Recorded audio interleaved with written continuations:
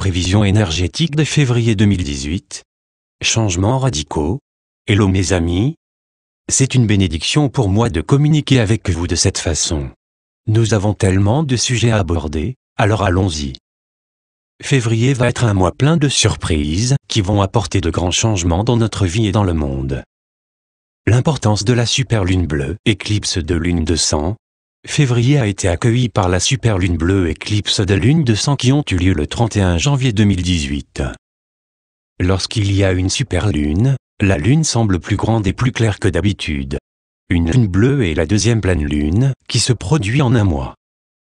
Ajoutez une éclipse lunaire totale à ce mélange déjà rare, et vous avez une occurrence unique au cours d'une vie, ce qui nous influence considérablement. Cette combinaison a eu lieu il y a 150 ans. Donc, vous pouvez imaginer la signification que cela représente pour nous tous. Nous sommes bénis d'avoir pu expérimenter cela dans notre vie. Que nous y fassions attention ou non, ce phénomène rare a servi de point de repère, qui a déclenché de grands changements intérieurs et extérieurs dans notre monde. Ces changements vont commencer à occuper une place centrale dans les jours, les semaines et les mois à venir.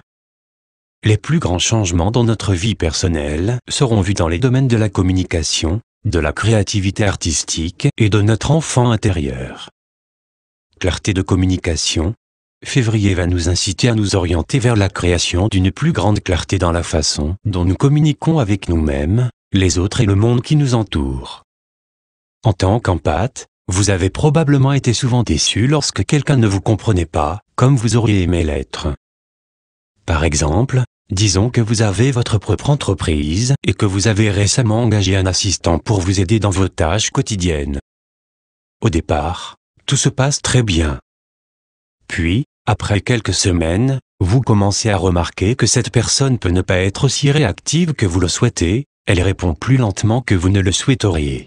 Elle peut également ne pas exécuter les tâches que vous exigez d'elle, en ayant souvent des excuses pour expliquer pourquoi les choses n'ont pas été terminées.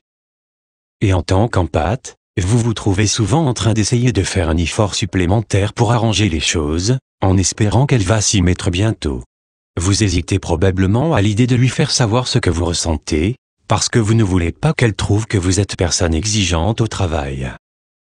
Vous attendez, et attendez, et attendez un peu plus, et alors vous commencez à être frustré. Vous pouvez même commencer à réaliser que c'est un schéma qui se répète souvent pour vous, que ce soit avec des amis, la famille ou bien d'autres situations liées au travail. L'une des principales raisons pour lesquelles nous sommes frustrés lorsque nous ne sommes pas compris par les autres, c'est que nous n'avons pas clairement communiqué ce dont nous avions besoin. La même chose vaut pour la façon dont nous communiquons avec nous-mêmes. Cela arrive parce que nous ne sommes pas tout à fait clairs sur ce que nous souhaitons, ou parce que nous ne nous donnons pas à nous-mêmes ce que nous désirons.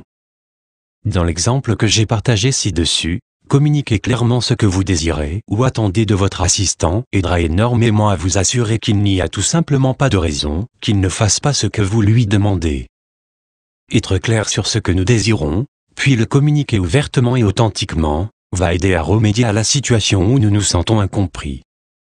Expression créative. Février va être un temps pour exprimer nos dons créatifs en prenant une direction qui est ressentie comme productive et épanouissante pour notre âme. Les idées suivantes peuvent nous aider à exprimer nos dons créatifs d'une manière qui nous semble positive. Dessiner. Que vous pensiez que vous pouvez dessiner ou non, le dessin aide à activer des parties du mental qui étaient peut-être en sommeil, ce qui vous permet d'avoir plus de perspicacité et d'idées qui vous arrivent. Écrire un journal. Il y a quelque chose de très libérateur dans l'expression de nos pensées et de nos sentiments sur du papier. Cela aide à nous donner de la clarté et à ouvrir l'esprit à de nouvelles idées et inspirations. Passer du temps dans la nature a une façon de nous parler si nous choisissons d'écouter. Prendre quelques minutes chaque jour pour simplement être dans la nature, admirer les couleurs, les formes et les textures tout autour de vous, aidera à éveiller un esprit créatif. Mouvement du corps. Le mouvement de notre corps grâce à la danse ou à l'exercice libère les énergies stagnantes du corps et du mental. Cela crée une plus grande clarté d'esprit et nous ouvre à une plus grande connexion à notre nature créative et artistique. Jouer. En tant qu'adulte, nous oublions souvent l'importance de mettre toutes nos responsabilités d'adultes à l'écart et de simplement s'amuser et jouer. Cela aide à réinitialiser le mental, d'une manière qui nous permet de nous sentir frais et prêts pour ces moments où de nouvelles inspirations et idées créatives se révèlent à nous. Restez un éternel étudiant, passez quelques minutes chaque jour à apprendre quelque chose de nouveau, maintient l'esprit flexible et ouvert à recevoir de nouvelles idées créatives. Si nous ne donnons pas un exutoire sain et productif à notre créativité naturelle, notre mental trouvera toujours des façons d'être créatif, mais souvent en allant dans une direction qui ne nous semble pas joyeuse et expansive. Donc, si vous vous retrouvez dans des énergies de manque, d'inquiétude, de peur, de jugement, ou quelque chose de similaire, utilisez simplement cela comme un feedback de votre mental vous demandant de lui donner un exutoire créatif qui vous met en expansion. Embrassez notre enfant intérieur. Février sera également un moment pour nourrir, guérir et embrasser notre enfant intérieur. Notre enfant intérieur n'est pas là pour assumer les difficultés du monde en les faisant siennes ou en étant un adulte. Le but de notre enfant intérieur est de jouer, de s'amuser et de profiter de l'abondance de magie que la vie a à offrir. En raison de toutes les expériences difficiles que nous avons traversées en tant qu'empathes, en raison de notre hypersensibilité à notre environnement, la plupart d'entre nous en sont venus à associer notre enfant intérieur aux énergies de tristesse, de traumatisme et d'épreuve. Les énergies de ce mois sont là pour appeler à notre enfant intérieur de faire que les choses soient légères et de se défaire des illusions pesantes de l'ancien paradigme. L'une des plus grandes illusions est le besoin de l'enfant intérieur de compliquer les choses, ce qui lui vient du besoin de se sentir en sécurité et protégé. L'enfant intérieur est fait pour s'épanouir avec les choses simples de la vie. Des choses comme l'amour, la joie, la paix, le plaisir et le jeu ne sont que quelques exemples. Au cours des prochaines semaines, nous aurons l'opportunité d'abandonner les attachements que nous avons à compliquer les choses et de créer plus d'espace pour la simplicité dans notre vie. Cela se fera naturellement. La seule chose qu'on nous demande, c'est d'être prêt à aller dans cette direction. Nous pouvons également être proactifs en nourrissant, guérissant, embrassant notre enfant intérieur, en lui disant quelque chose de similaire à ce qui suit. Cher enfant intérieur, je te vois, je t'aime, et je te soutiens inconditionnellement. Tu es libre de revenir à ton aspect le plus vrai, qui est l'amour.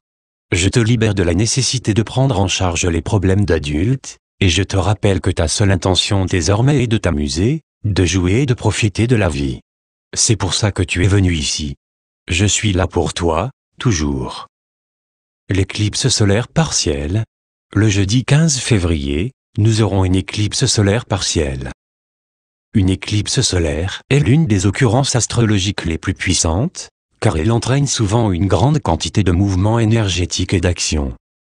Au cours d'une éclipse, la conscience de l'humanité est amplifiée, donc il est possible que nous soyons poussés au-delà de notre zone de confort.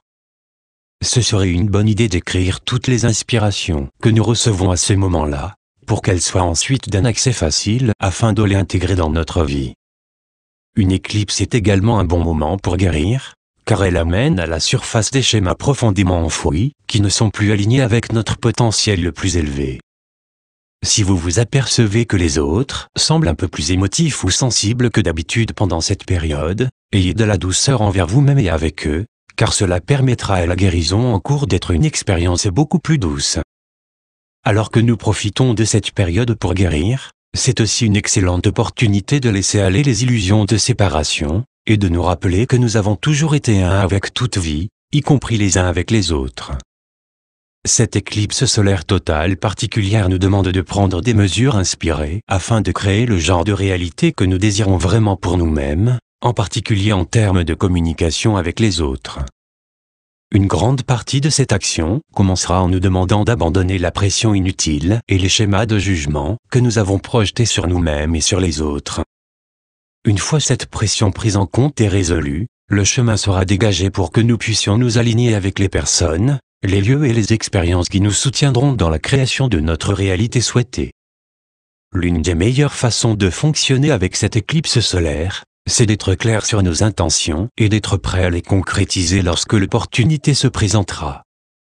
Au cours d'une éclipse solaire totale, méditer sur le soleil renforce notre soleil intérieur situé dans la région du plexus solaire de l'estomac, qui représente notre pouvoir divin. Cela nous aide à nous exprimer plus ouvertement et librement, sans nous retenir, et également à avoir confiance en nous-mêmes, y compris en nos dons, nos talents et notre présence globale dans ce monde. Créer une base solide.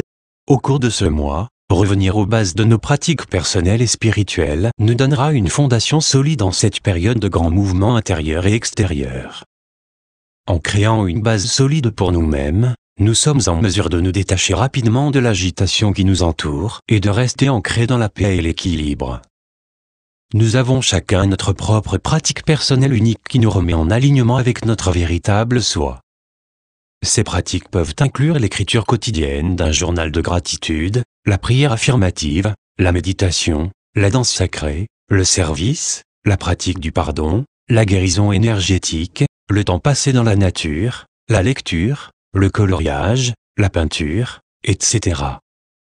Quelle que soit notre pratique, si elle est faite régulièrement, cela nous aidera à traverser toute l'excitation que ces prochains mois vont apporter. Jusqu'à la prochaine fois. Miraculeusement vôtre, Emmanuel.